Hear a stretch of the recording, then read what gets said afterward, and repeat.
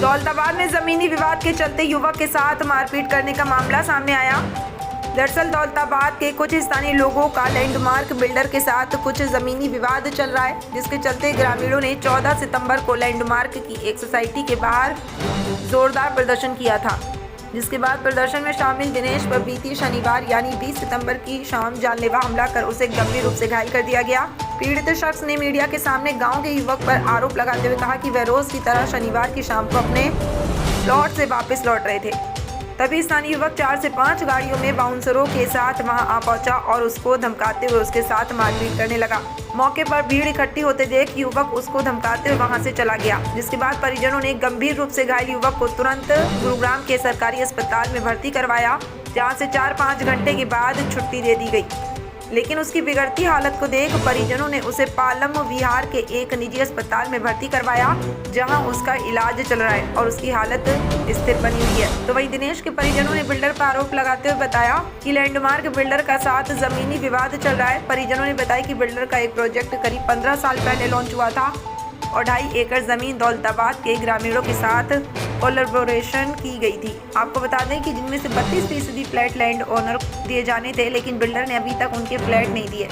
जिसके बाद ग्रामीणों ने 14 सितंबर को बिल्डर की सोसाइटी के बाहर प्रदर्शन किया। परिजनों ने आरोप लगाया कि उनके भाई दिनेश पर प्लॉट से लौटते समय स्थानीय युवक विवेक ने हमला कर दिया है। जिसके बाद वह मौके पर पहुंचे और पुलिस को इत्तला करने के बाद अपने भाई को अस्पताल में भर्ती करवाया।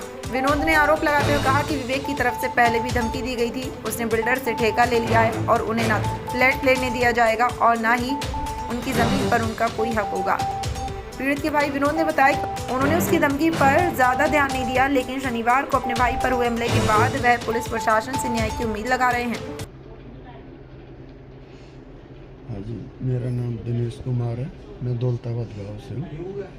कल मैं अपने प्लॉट पे गया हुआ था, काम कर रहा था। वहाँ से रोड की साइड से आते हुए जब मैं आ रहा था तो पीछे से विवेक कुमार और 3-4 गाड़ियों में लेके आया और उसने आते ही मेरे को पकड़ लिया और बोला कि तेरे को मैंने पहले भी 2-3 बार बोल चुका हूँ, मैं तेरे को और समझा चुका हूँ, तेरी समझ में नहीं आ रही क्या।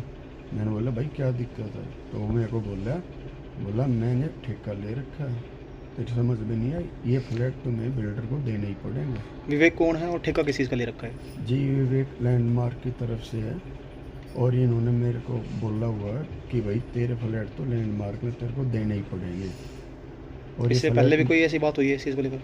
3-4 बार पहले भी हो चुका ही है। मेरे को रास्ते में फ़ोनों पे धमका चुका ही है, बोल चुका कि तू मान या ना मत मान, लेकिन फ्लैट में तेरे को देने ही पड़ेगा, अरे बिल्डर को ही देगा तू और मैं दिलवा के रहूँगा। कल जो हादसा किस समय हुआ था, क्या क्या हुआ था, वो थोड़ा सा बता दीजिए। कल का ही तो मैं आपको बताऊँ सर, कल मैं वहाँ पे अपने प्लॉट से जा रहा था, रोड पे ये विवेक आया, 3-4 गाड़ियों में था, बाउंसर थे और बंदे थे इनके साथ। और वहाँ पे इन्होंने मेरे को जब मैं जा रहा था रोड पे तो पकड़ लिया और सीधा ही मेरे को खींच लिया और मारने लग गया। मैंने बोला क्या दिक्कत, तो ये बोला कि तेरे को कितनी बार समझा लिया, समझ नहीं आई, तो ये मेरे को जी मारने लग गया। तो मैं उसके बाद चिल्लाया, चिल्लाने पे क्या हुआ जी, आसपास का था 2 गांव के बंदे थे, वे वहाँ पे आए और जैसे गांव के बंदे आए इसने मेरे को कुछ मारा और जब मैंने ऐसे अपने बचाव के लिए ऐसे हाथ ऊपर उठाया तो इस पे पता नहीं कि धारदार हथियार से मैं तो ऐसे नीचे हो गया था सर, धारदार हथियार से कुछ वार करके। और जैसे गांव के बंदे और बंदे मेरे घर के परिवार के 1-2 आसपास के थे आए, आते ही एकदम गाड़ी में बैठ के भाग गया और जाते जाते ही बोल के गया कि फ्लैट तो देने ही पड़ेंगे तेरे को। तो जी जब ये मेरे को वहाँ पे मार रहा था और खींच रहा था गाड़ी के अंदर, तो जैसे गांव के बंदे आई ना और शोर शराबा हुआ तो जी ये फिर एकदम भाग लिए वहाँ से भाग के गए, ये गाड़ी उड्डी छोड़ के वहाँ पे और भाग गए वहाँ से। तो मेरे को यहाँ पे हाथ में खून ज़्यादा आ गए थे। तो उसके बाद फिर गाँव वाले बंदे थे, 1-2 भाई थे, वे मेरे को लेके हॉस्पिटल में गए, सेक्टर 10 में हॉस्पिटल में था सरकारी में, वहाँ पे लेके गए। वहाँ पे जाके मेरा ट्रीटमेंट हुआ और जो भी रिपोर्ट होती है बनाती है वो बनाई। उसके बाद फिर डॉक्टर बोले कि ठीक है आप घर जाओ, आपको आराम करो। मैंने उसको बोला भी था डॉक्टर को, माँ जी मेरी हालत थोड़ी ख़राब है, मेरे को सही नहीं लग रहा। तो बोले नहीं ऐसा कुछ नहीं है, आप थोड़ा खाना पीना करो और हो जाएगा। तो जी मैं वहाँ से आ गया। वहाँ से आते हुए क्या हुआ, जब मैं गाड़ी में था अपने घर के पास आने ही लग रहा था, रास्ते में पहुँचने वाला था, उससे पहले ही क्या हुआ कि एकदम मेरे को एकदम चक्कर आया गाड़ी में बैठे बैठे और मेरे को घबराहट बन गई। तो मैंने अपने साथ जो भाई थे उनको बोला, भाई मेरे को तबीयत थोड़ी ख़राब हो रही है, आप है ना मेरे को एक बार हॉस्पिटल में दिखा लो। तो मैं उसके बाद फिर यहाँ पे हॉस्पिटल में आया। हॉस्पिटल में आने के बाद डॉक्टरों ने फिर मेरे को ट्रीटमेंट किया और एडमिट किया। अभी कोई एफआईआर कंपनी की कोई शिकायत वगैरह पुलिस में दी है? जी शिकायत तो जो भी है मेरे को तो पता नहीं, मैं तो वहाँ से आ गया था, वहाँ पे मेरी हालत ख़राब थी। मैं तो उसके बाद जो यहाँ पर तो यहाँ से क्या कुछ हुआ बताएंगे थोड़ा सा? यहाँ मैं पहुँचा तो पीछे PCR खड़ी थी मेरे 10 कदम पीछे, और मैं यहाँ आके स्कूटी खड़ी थी। तो जैसे ही मैंने स्कूटी खड़ी और डिग्गी खोली, जैसे ही मैंने पैसे बाहर निकाले, पैसे का बंडल था, तो मैंने जैसे ही बाहर निकाला वैसे ही 2 बाइकर आए हेलमेट लगाए हुए। DL 8 नंबर में इतना ही देख पाया था उनका, तो पैसे छीन के भाग गए। फिर मैंने उनका थोड़ा पीछा किया तो एक बाइक वाले से लिफ्ट मांगी, उस बाइक वाले ने मुझे पीछा रहा। बाइक वाले ने दिखा के थोड़ी दूर आगे चले तो उन्होंने उसको रिवॉल्वर दिखाई। तो जैसे ही उसने दिखाई वो रुक गया कि भैया मुझे मरना नहीं है, गोली चला दोगे। वो बाइक रोक ली उसने। बाइक रोकने के बाद मैं उतर के उससे पीछे बहस करने के बजाय उसके पीछे भागा तो आगे रेड लाइट हो रखी थी। रेड लाइट पे वो खड़े थे, मैं पहुंचा तब तक रेड लाइट ऑन हो चुकी थी और उन्होंने टेढ़ी मेढ़ी बाइक करके वो भाग गए थे। क्या कुछ हुआ था भाई साहब आपके यहाँ जैसे पर? भाई साहब आए थे, मैं यहाँ बराबर में बैठा था, भाई साहब ने अपनी गाड़ी साइड में लगाई थी, पैसे जैसे थैला लेके जैसे निकलने के लिए देखा था इधर को रास्ता, तैसे पीछे से गाड़ी लेके आए थे, छीन के भाग गए थे इस तरफ। गाड़ी कौन सी थी? गाड़ी पल्सर थी। जो भाई साहब की गाड़ी की आप जिक्र करें, गाड़ी थी, मोटरसाइकिल थी, स्कूटी थी? वही भाई साहब आए थे, हाँ जी। वो पल्सर गाड़ी थी। और कोई नंबर याद है कुछ? नहीं, सिर्फ DL 8 तक देखा। DL 8। दिल्ली की गाड़ी थी, वो पल्सर थी, नीले कलर की। क्या इन्होंने शोर करने की कोशिश करी, शोर करा, कुछ ऐसा कुछ हुआ था यहाँ पे? जैसे भाई का पैर छीना था, वे तो एकदम भागने लगे थे, मेरे पैर में चोट लगी थी, इसके लिए मैं भाग नहीं पाया। मैं यहाँ कोने पे भाई साहब के सामने खड़े थे, भागे तो हमें क्या कुछ मैं बिरयानी लगा रहे थे, उसके बाद मैं इनका बैग छीन के भाग गए, काफ़ी दूर निकले थे। मैंने देखा ये पीछे भाग रही थी, फिर एक बाइक वाले ने इशारा दिया, उसने रोका, उसने बैठा के फिर पीछे से दौड़ाने के बाद ये लाल बत्ती तक गए, तो वापसी आई तब बताया कि वो नहीं पकड़ पाए। भदौरिया है और गुरुग्राम में मैं कोविड से लेके और अभी तक समाज सेवा कर रहा हूँ। लेकिन मैं एक प्रशासन को सवाल उठाता हूँ, सामने PCR खड़ी है और गुरुग्राम का ये पोस्ट इलाका सेक्टर 14, इस तरह ऐसी घटनाएं हो जाती हैं तो आम जनता कैसे सोचेगी कि मैं यहाँ गुरुग्राम में सेफ हूँ। हम तो ये जानते थे कि गुरुग्राम में हम सेफ है, हम घर से कुछ भी निकल के ले सकते हैं तो वो हमारा सेफ है। लेकिन ऐसे घटनाएं हो जाएंगी तो हम लोग कैसे जिएंगे? हम तो जी नहीं सकते। कहीं ना कहीं प्रशासन इसमें मिला हुआ है, प्रशासन की मिली भगत है, तभी ऐसी घटनाएं होती हैं और नहीं तो नहीं हो सकती है। पुलिस की तरफ से कोई कार्रवाई नहीं की गई? और अभी तक 4 दिन हो गए लगभग, पुलिस की तरफ सिर्फ छोटा मोटा दिखावा किया गया, काम नहीं किया गया। काम किया गया होता तो आज रिजल्ट ये सामने होता, क्योंकि पुलिस कहीं ना कहीं मिली हुई है और ऐसा आए दिन होता रहता है। इन्वॉल्वमेंट की बात करूँ, किस किस को आप शक्ति दे सकते हैं? जहाँ तक मुझे शक है कि जो सेक्टर 14 की ब्रांच है, बैंक है, उसमें कोई ना कोई कर्मचारी जरूर मिला हुआ है, तभी ये घटना हो सकती है। नहीं तो ऐसा भी हो सकता है उनको कैसे पता कि पैसा है? भाई हम लंच बॉक्स भी ले सकते हैं और भी चीज़ें ले सकते हैं, कहीं ना कहीं कोई ना कोई मिला है तभी ये काम हुआ, नहीं तो नहीं होता।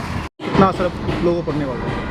इसका असर बहुत लोगों पे पड़ेगा। जो इसके कंपनी के बायर हैं वो शायद अब इस चीज़ पे सोचेंगे कि हमने ऐसी कंपनी से फ्लैट नहीं खरीदने चाहिए। हमारा और इसका विवाद चलते हुए 15 साल हो चुके हैं और अब हमारे ज़मीन के ऊपर उसे जो फ्लैट बना के देने थे वो आज तक इसने नहीं दिए हैं। और अब इसमें हमारे गांव का एक लड़का है जिसका नाम है विवेक कुमार सनौर नरेंद्र, उसको रख लिया है इस काम के लिए कि तुम इस पे ध्यान, हमारे पे ध्यान रखिए और हमें फ्लैट ना लेने के लिए दबाव बनाएं। और हम कोई भी काम करें, कंपनी से कोई बातचीत करना चाहे तो उसके लिए अभी कंपनी ने ये हायर कर लिया है कि तुम इनको ज़मींदारों को, किसानों को धमका के रखो, इसके एवज में हम तेरे साथ हैं। ये कंपनी ने नरेंद्र के बेटे विवेक को बोला है।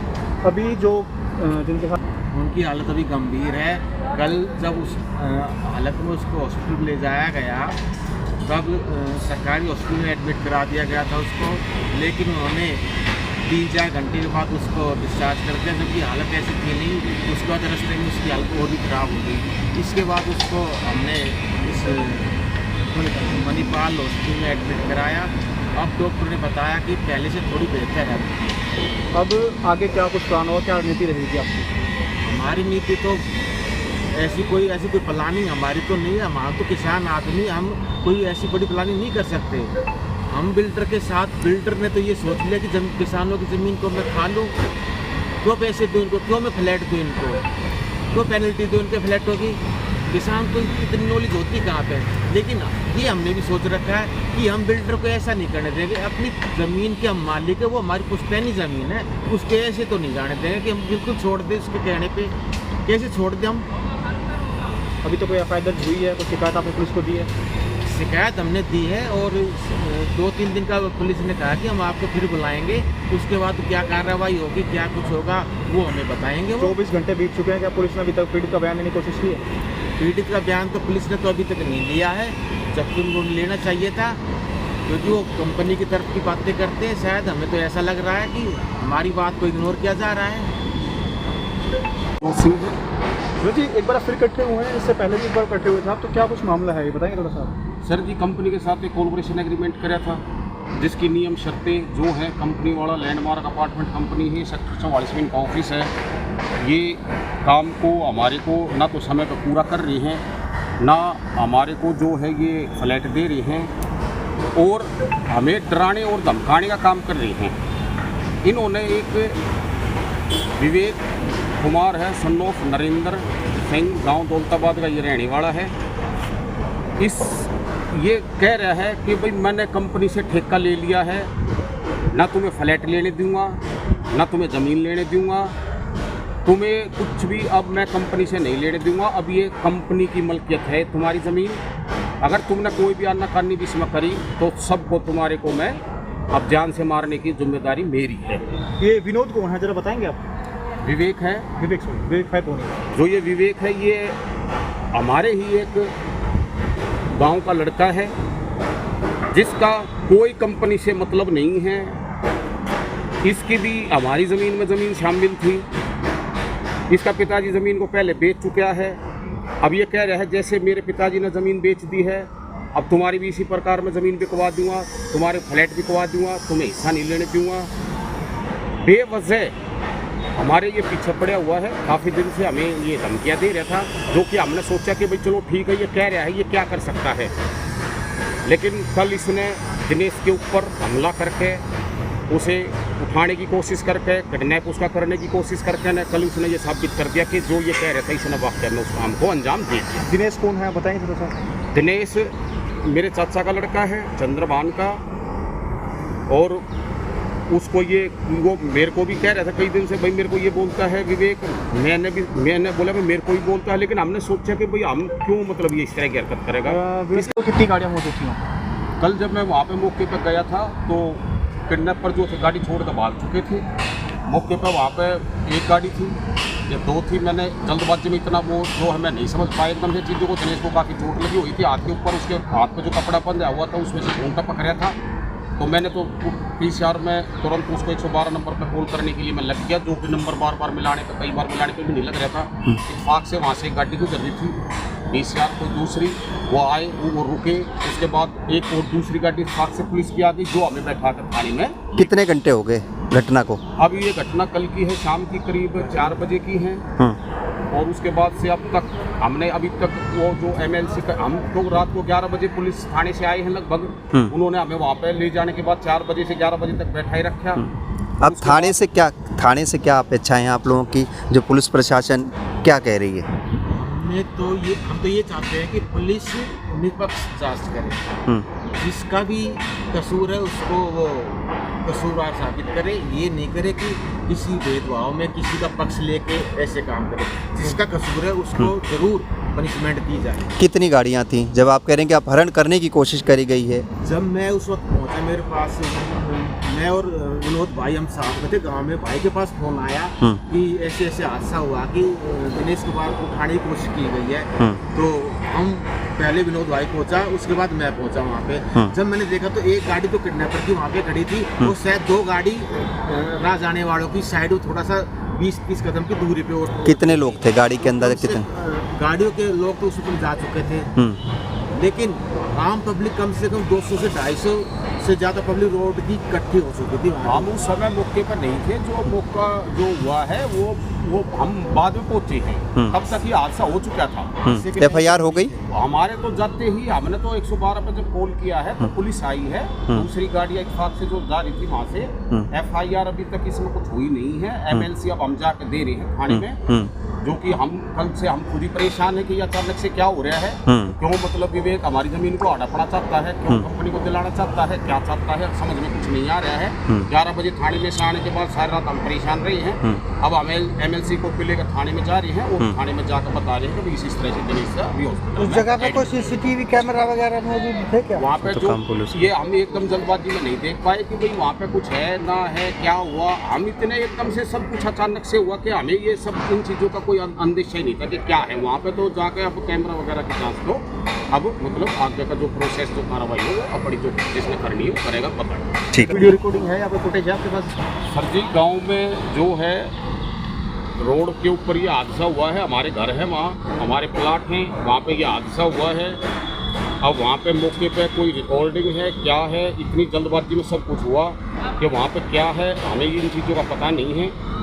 मैंने तो मौके पे पहुँच कर ना 112 नंबर पे कॉल कराया, जो कि 112 नंबर पे कॉल करने के बाद PCR आने से पहले वहाँ से गुजरती हुई PCR थाने की आगे थी राजगिरा पार्क में, जो कि मुझे बैठा कर वहाँ पर ले गई थाने में।